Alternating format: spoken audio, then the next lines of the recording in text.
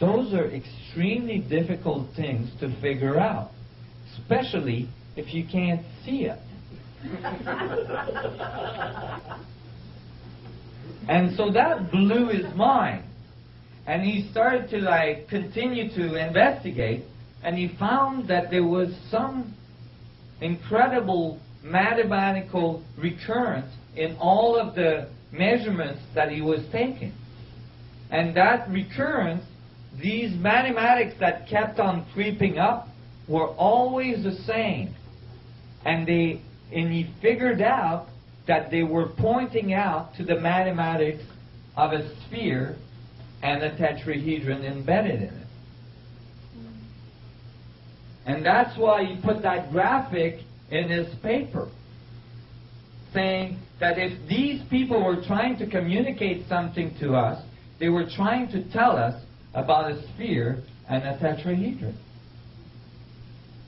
He didn't notice, though, that even that city, right beside Mexico City, that ancient city, is exactly at 19.47 latitude on the Earth as well. So not only does it have the mathematics of a tetrahedron in a sphere in all of its layouts, but as well it is placed on the Earth exactly where a tetrahedron would intersect a sphere. What's the third point? Well, this is a grand circle, all around the Earth. So depending on where you put this point, these other points will move, right? But if you put this point at the big island of Hawaii, then Mexico City is somewhere in the middle here, in between these 2 points. This one is near the coast of Africa, I believe, and then this one is India, the Daikini temples in India.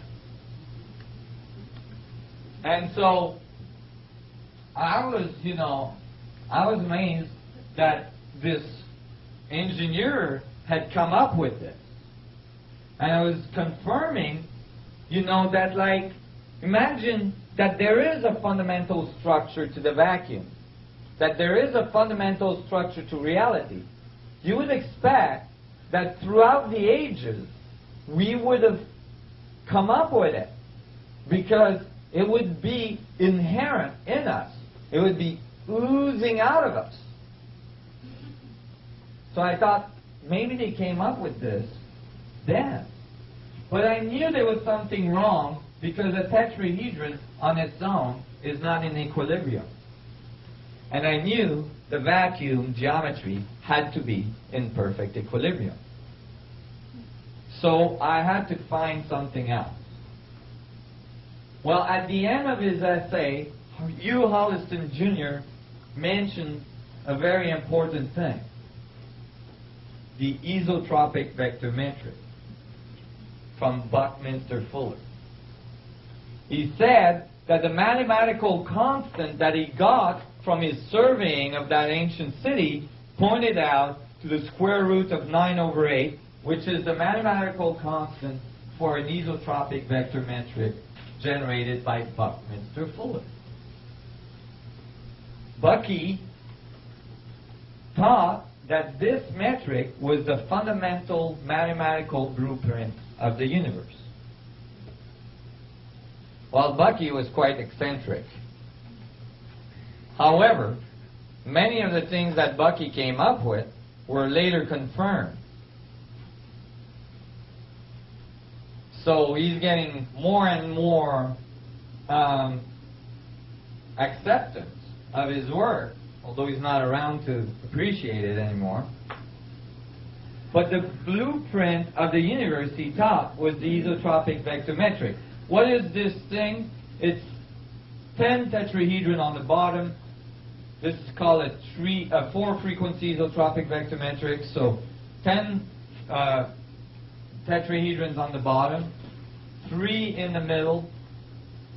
6 in the middle, 3 on top, and then 1, making a huge tetrahedron. on its own. Can everybody see this? So there's actually 20 tetrahedrons in an isotropic vector metric. And if you take only one face of the isotropic vector metric, right, just a plane of it, then you have 4 faces on the bottom, 3 faces on the second level, 2 faces on the third level, and 1 face on top. Everybody sees this? Okay. Well, when I found the isotropic vector metric, I thought, well, I'm interested about negative space. So let me take off the tetrahedrons and see what's in between them. So I did that, and when I did that, I realized what was in between the tetrahedrons. They're octahedrons. Do I have a little octahedron somewhere? Oh, I know. I guess it got destroyed. The glue, while I was traveling, melted with this 108-degree heat we've been having. So I lost some of my models. But an octahedron is a pyramid with another one below it. Emphasis on the word pyramid.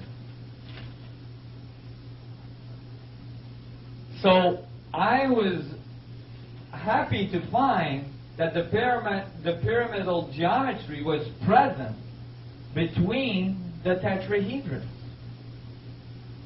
Can everybody see how an octahedron is 2 pyramids base to base? If this is one point of the pyramid, then the base is here, and it's a square base. It looks rectangular because it's in perspective.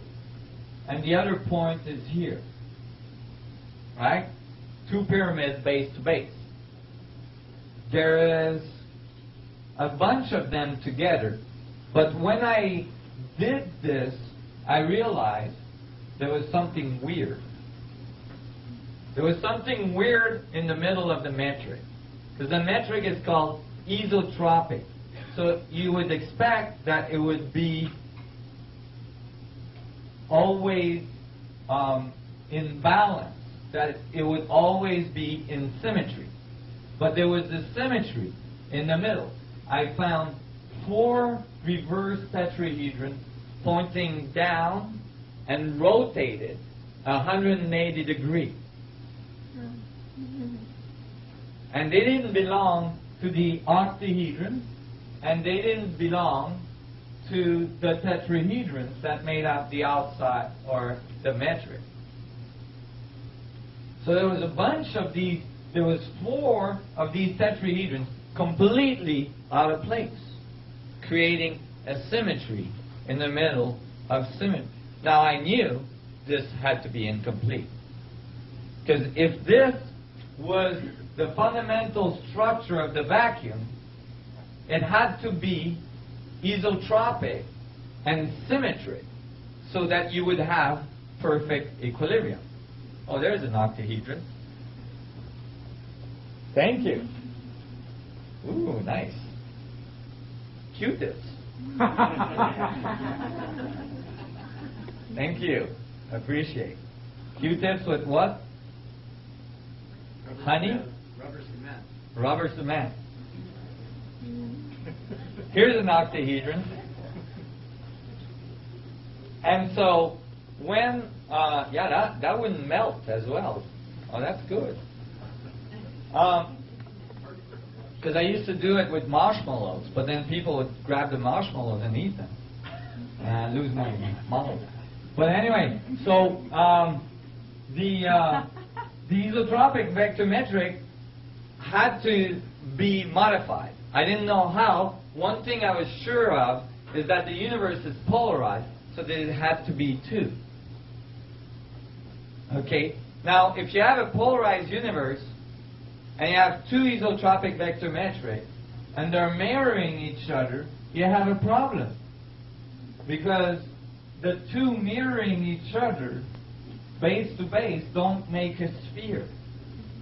Remember fundamental